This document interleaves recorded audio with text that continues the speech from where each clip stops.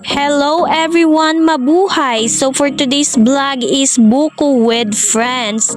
So ayan, pumunta pala sila dito sa bahay guys dahil gusto nilang kumain ng buko. So ang nagsaka sang dubi guys na hustler is si Kali dahil sa uma din siya lumaki kaya guys marunong siya magsaka ng lubi.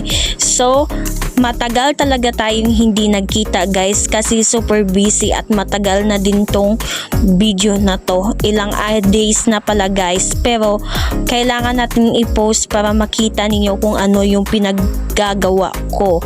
Diba guys? So maraming salamat talaga dyan sa nagsusupport sa akin ng mga followers. So ayan guys is uhaw na uhaw pala dyan yung kaklase ko na si Ardalis guys.